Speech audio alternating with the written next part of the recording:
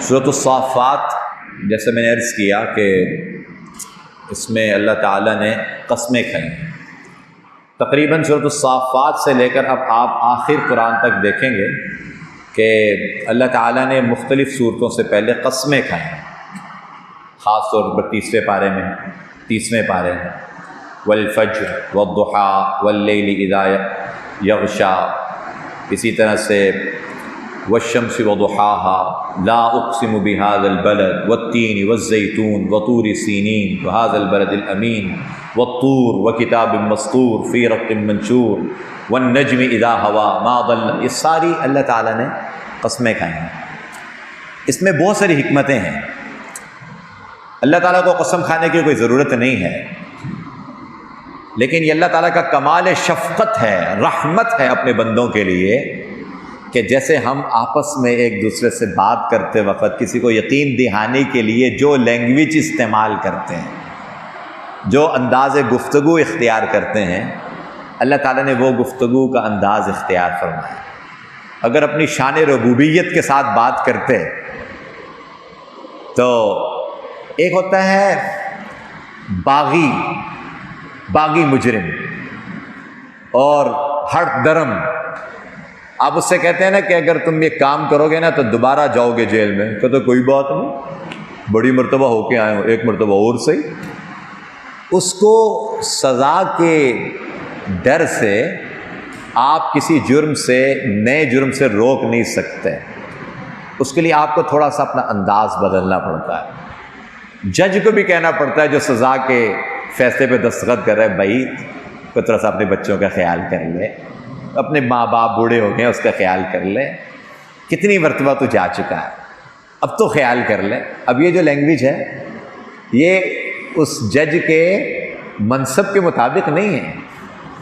لیکن وہ ایک عادی مجرم کو سمجھانے کے لیے اپنا انداز بدلتا ہے۔ وَلِلَّهِ الْمَثَلُ الْأَعْلَىٰ، اللہ تعالیٰ کے لیے کیا کسی انسان سے مثال دی جا سکتی ہے، لیکن بات کو صرف سمجھانے کے لیے کہ اللہ تعالیٰ نے بندوں کے لیے قسمیں کھائیں ہیں، کہ جیسے تم آپس میں بات کرتے ہوئے قسم کھا کھا کر کسی کو یاد دہانی، یقین دہانی، اور کسی کو جو ہے بات میں پختگی پیدا کر کے اس کے دل میں بات اتارنے کی کوشش کرتے ہو، ایسے اللہ تعالیٰ نے جو ہٹ درم ہیں، نہ ماننے والے ہیں، گناہ کر کر کے عادی ہو چکے ہیں، اور یعنی اللہ پاک سے گویا کہ انہوں نے دشمنی مول لے لی ہے، اللہ پاک کے مقابلے میں آ گئے ہیں، اللہ تعالیٰ ان کو محبت کے ساتھ، شفقت کے ساتھ قسمیں کھا کھا کر ان کو بات سمجھا رہے ہیں۔ ایک تو اس کے اندر حکمت یہ ہے، دوسری حکمت اس کے اندر یہ ہے کہ عرب کا جو کلام ہے، عرب جب آپس میں گفتگو کرتے ہیں تو وہاں بات بے پختگی پیدا کرنے کے لیے قسم کھاتے ہیں۔ ابھی بھی آج اگر عرب دنیا سے اگر آپ واقف ہوں، یا عربوں سے اگر آپ کا واسطہ پڑا ہو، تو وہ بات پر کہتے ہیں واللہ واللہ واللہ واللہ واللہ واللہ باللہ، یعنی 2 3 4 قسمیں کھا جاتے ہیں ایک بات۔ وہ ان کا ایک عام یہ محاورہ ہے، گفتگو کا ایک انداز ہے، تو اللہ تعالیٰ نے اس انداز کو بھی اختیار کیا ہے۔ اس سے اللہ تعالیٰ کا ایک دعوت کا ایک اسلوب اللہ تعالیٰ نے ہمیں سمجھایا کہ جب اگر تم نے کسی مخاطب کے دل میں بات اتارنی ہو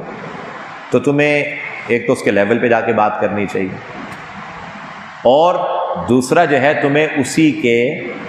اسی کی ذہنیت کے مطابق بات کرنی پڑے گی۔ اگر تم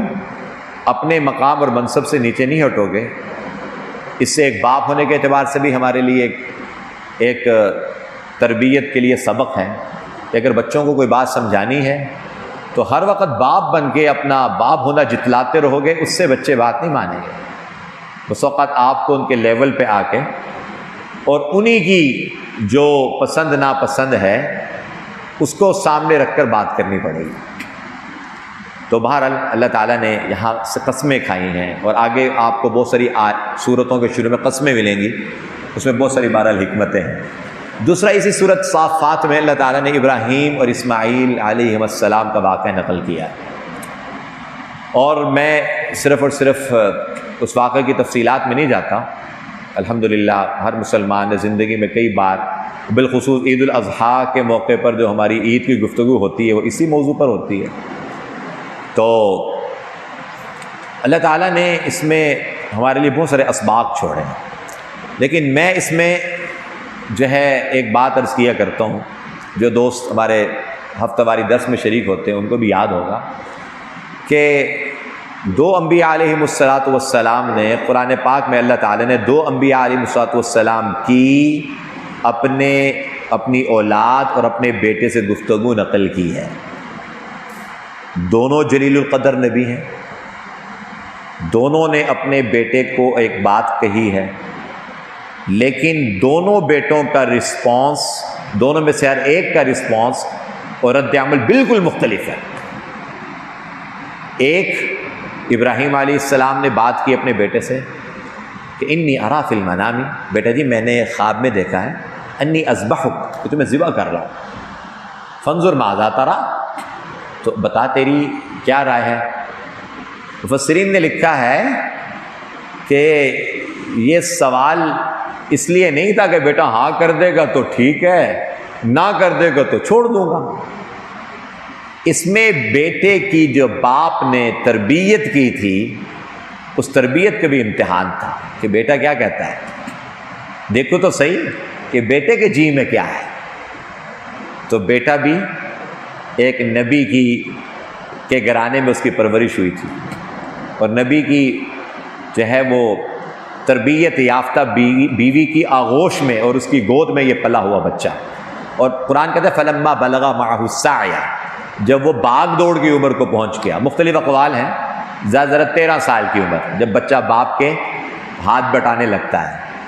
چھوٹے چھوٹے کام باپ کے حصے کے اب وہ کرتا ہے، سودے چھوٹے چھوٹے جا کے لے آتا ہے، سبزی لے آتا ہے، گروسری کی دکان سے چھوٹی موٹی چیزیں، کریانے کی دکان سے جا کے چیزیں لے آتا ہے. تو باپ کا بوجھ ہلکا کرنا شروع ہو گیا، تو اس بچے کے ساتھ اب امیدیں وابستہ ہونا شروع ہو جاتی ہیں کہ ابھی میرے کام میں میرا ہاتھ بٹانے لگا. تو ایک یہ بیٹا ہے جس نے آگے سے کیا کہا، یا ابت افعل ما تؤمر، ابا جی یہ آپ کی خواب ہے، آپ تو نبی ہیں اور نبی کی خواب وہی ہوتی ہے، کر گزری ہے جس کا حکم دیا گیا، میری رائے کی پرواہ نہ کیجیے. ستجدنی انشاءاللہ من الصابرین، اب انشاءاللہ مجھے ثابت قدم پائیں گے، انکار نہیں کروں گا جب تک کہ پوری چھری گردن پہ پھر نہیں جائے گی، کوئی ہوں ہاں نہیں کروں گا. ایک تو یہ بیٹا ہے، یہ بھی نبی کا بیٹا ہے. دوسری طرف اللہ تعالیٰ نے پڑھ چکے ہیں ہم سورۃ ہود کے اندر،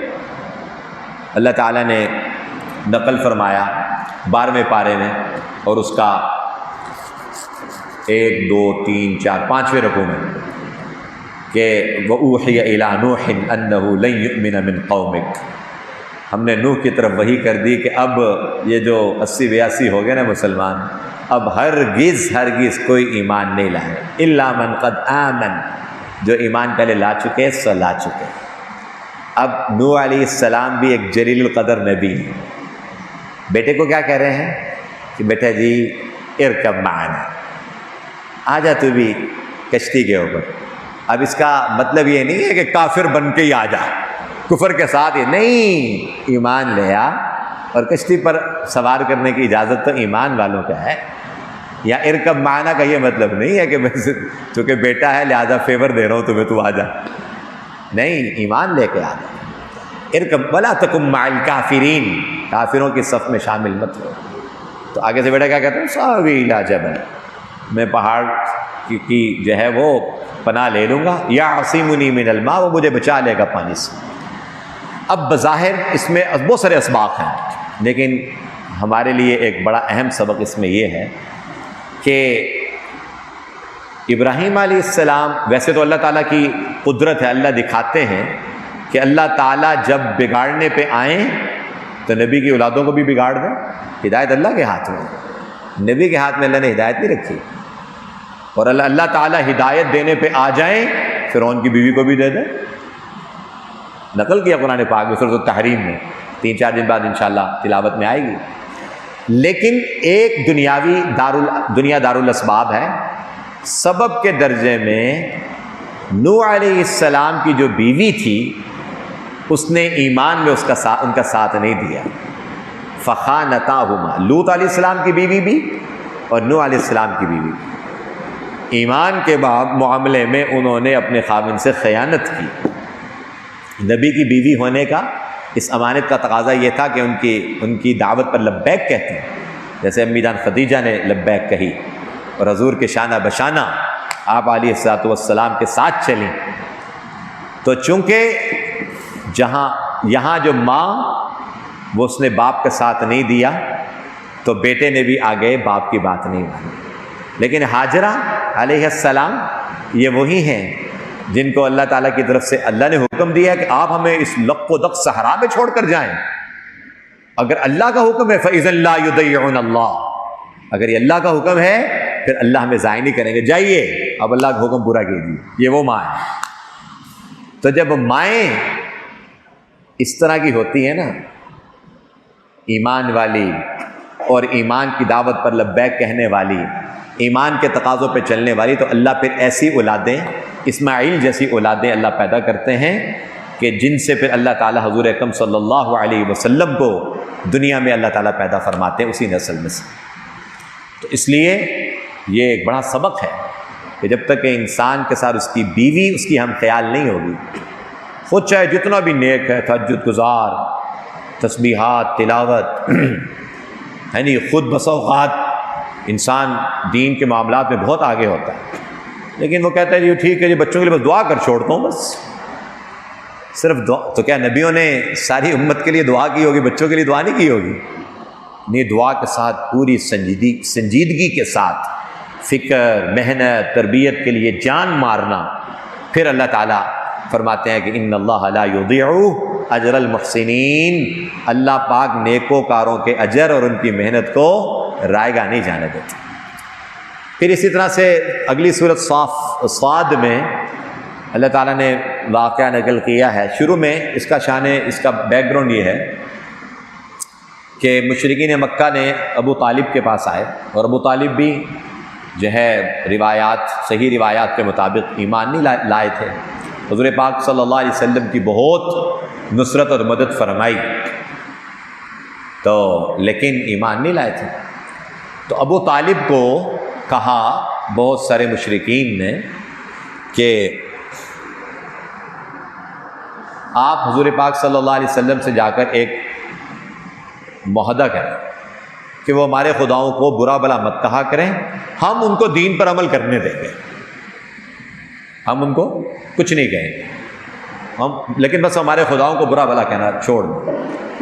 تو حالانکہ نبی اکرم صلی اللہ علیہ وسلم نے کبھی کافروں کے بتوں کو برا بلا گالی نہیں دی تھی کبھی. قرآن میں وَلَا تَسُبُّوا الَّذِينَ يَدْعُونَ مِن دُونِ اللَّهِ، جو اللہ کے غیر کو پکارتے ہیں تم ان کے باطل معبودوں کو گالیاں مت دو. فَيَسُبُّ اللَّهَ عَدْوًا، پھر وہ دشمنی میں، رد عمل میں تمہارے سچے خدا کو گالیاں دیں گے. ہاں، لہذا ایسا شخص جو پہلے دین کے معاملے میں پہلے ہی بڑا بدتمیز اور بد کلام ہے، اس کے سامنے دین کی کوئی بات کر کے آپ دین کا مذاق نہ اڑوائیں. جہاں آپ کو پہلے ہی پتا کہ وہ بد کلام ہے، دین کی تھوڑی سی بات کرو تو آگے سے بدتمیزی پہ اتر آتا ہے، اس کے سامنے آپ خالص مذہبی گفتگو نہ. دفتروں میں ہوتا ہے نا بعض بے دین قسم کے لوگ، ہم کہتے ہیں یا چلو میں بھی ذرا تھوڑا دعوت و تبلیغ کے شوق میں بھی تھوڑی سی اس سے بات کرتا ہوں، لیکن پہلے تو چلو جیسا تیسا مسلمان تھا، لیکن آپ نے اسے کہا کہ یار بھائی نماز کا اہتمام کیا کرو، یار رمضان میں بھی اگر تم نماز نہیں پڑھو گے تو پھر تمہارے جہنم میں جانے میں کوئی شک نہیں ہے. اب آپ نے یوں کہہ دیا اور آگے سے وہ کہتا ہے الیاذ باللہ الیاذ باللہ الیاذ باللہ، اپنی جنت و جہنم رکھ اپنے پاس، میں نہیں مانتا کسی جنت جہنم کو، الیاذ باللہ. اس طرح کی کوئی بکواس منہ سے کر دی اس نے تو یہ تو فارغ ہو گیا بیچارہ. تو اس لیے دین کی دعوت کے لیے بھی بہت زیادہ حکمت کی ضرورت ہے، کس موقع پر کس شخص سے کیا بات کرنی، اللہ میں اس کی سمجھ نصیب فرمائے. تو ابو طالب نے آ کے حضور پاک صلی اللہ علیہ وسلم سے یہ بات نقل کر دی کہ بھئی تم نہ کچھ کہا کرو ان کے خداؤں کو. آپ صلی اللہ علیہ وسلم نے فرمایا کہ میں ان کو ایسی بات نہ بتاؤں کہ اگر یہ مان لیں تو سارا عرب بھی ان کا اور سارے کے سارے عجم بھی ان کے سامنے سرنگو ہو جائیں گے، ان کے ماتحت ہو جائیں گے۔ اور وہ یہ ہے کہ ایک اللہ سے سب کچھ ہوتا ہے، لا الہ الا اللہ، یہ اس کا اقرار کر لیں بس، سارے عرب و عجم ان کے پاؤں کے نیچے۔ تو نبی اکرم صلی اللہ علیہ وسلم نے کہا یہ پیغام آپ ان کو دے دیں، میں تو ان کو وہ بات کہنا چاہ رہا ہوں جس سے ساری کی ساری دنیا آخرت کی بلائیاں خیریں ان کے پاس آ جائیں گے۔ تو آپ صلی اللہ علیہ وسلم نے جا کے جب یہ پیغام دیا تو وہ تو جناب ایک دم، وہ تو انتظار میں بیٹھے ہوئے تھے کہ آ کے مذاکرات کر کے بات کریں گے، تو انہوں نے ایک دم کپڑے جھاڑنا شروع کر دیے اور کہا یہ کیا فضول بات ہے، اجعل الآلہۃ الہا واحدہ، اتنے سارے خداؤں کو اس نے ایک خدا بنا دیا، ان ھذا لشیء عجاب، یہ بہت عجیب بات ہے، ایسی عجیب بات انہوں نے کر دی، اس پہ ہم نہیں اتفاق کر سکتے کوئی۔ تو قرآن کریم میں اللہ تعالیٰ نے پھر نبی اکرم صلی اللہ علیہ وسلم کو تسلی دی کہ یہ اس قسم کی جو ہے نا ان کی ہٹ درمی کی وجہ سے آپ پریشان نہ ہوں۔ پھر آگے انبیاء کے واقعات نقل کیے کہ جیسے سارے کے سارے نبی جو گزرے ہیں آپ کے بھائی، جن لوگوں نے ان کی بات نہیں مانی، اللہ تعالیٰ نے ان کا کیا کیا۔ پھر آگے حضرت سلیمان اور داؤد علیہ السلام کا واقعہ ہے، اس میں ویسے میں نے عرض کیا کہ اس کے اندر ایک وہ اپنے محراب میں اپنی عبادت گاہ میں بیٹھے ہوئے تھے، تو اچانک غیر معمولی طریقے پہ کوئی دو لوگ اندر گھس آئے اور آ کر کہنے لگے کہ بھئی آپ کے پاس ہم ایک مقدمہ لے کر آئے ہیں، اللہ تعالیٰ نے آپ کو قوت کلام، قوت فیصلہ دی ہے، فصل الخطاب آپ کو دی ہے، تو آپ جو ہیں ہمارے ذمہ فیصلہ کر دیں۔ فیصلہ یہ ہے کہ مفسرین نے میں یہ بات اس لیے عرض کر رہا ہوں کہ بہت سارے لوگ حضرت داؤد علیہ السلام کے اس واقعہ کو نقل کر کے بہت عجیب عجیب باتیں کرتے ہیں۔ مثلا یہاں پر اللہ تعالیٰ نے، مفسرین نے معتبر تفاسیر کی روشنی میں یہ بات لکھی ہے کہ اس مقدمے کے ذریعے سے جو دو بندے لے کر آئے محراب میں ان کے پاس عبادت گاہ میں، اس پہ مقصود اللہ تعالیٰ کا تنبیہ کرنا تھا، ایک لغزش ہو گئی تھی حضرت داؤد علیہ السلام سے، اور اللہ تعالیٰ اپنے نبیوں کی تربیت فرماتے ہیں، اور نبیوں کی لغزش جو ہوتی ہے وہ العیاذ باللہ کوئی گناہ نہیں ہوتا، کوئی ایسی نامناسب بات جو ان کے شان کے مناسب نہیں تھی۔ بات سمجھ میں آئی؟ تو اس کے لیے اللہ تعالیٰ نے دو بندے بھیجے، ان میں سے ایک صاحب نے کہا کہ یہ میرا بھائی ہے، ان ھذا اخی، یہ میرا بھائی ہے، لہو 99 نعجہ، اس کے بعد 99 بیڑے ہیں، بیڑے، ولی نعجۃ واحدہ، میرے پاس صرف ایک ہے، تو یہ میرے اوپر دباؤ ڈال کر زور لگا کر وہ ایک ہی مجھ سے لینا چاہتا ہے۔ تو حضرت داؤد علیہ السلام نے کہا لقد ظلمک بسؤال نعجتک الی نعاج، کہ تم نے اس بیچارے کے بعد ایک بیڑ کا سوال کر کے تم نے بڑا ظلم کیا اس کے اوپر، تو ظالم ہے۔ پھر ساتھ ہی اگلی جو بات فرمائی ہے نا وہ بڑی چبھنے والی ہم سب کے لیے، فرمایا وَإِنَّ كَثِيرًا مِّنَ الْخُلَطَاءِ،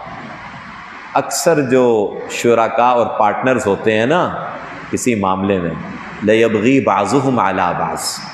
وہ ایک دوسرے پر ظلم کیا کرتے ہیں، جی لَيَبْغِي بَعْضُهُمْ عَلَى بَعْضٍ، وہ ایک دوسرے پر ظلم کیا کرتے ہیں، إِلَّا الَّذِينَ آمَنُوا، سوائے وہ جو ایمان لے کر آئے، وَعَمِلُوا الصَّالِحَاتِ، اور نیک عمل کیے انہوں نے۔ لیکن اگلی بات اللہ تعالیٰ نے پھر فرما دی وَقَلِيلٌ مَّا هُمْ، ایمان والوں میں سے بھی یہ بھی بہت تھوڑے ہیں۔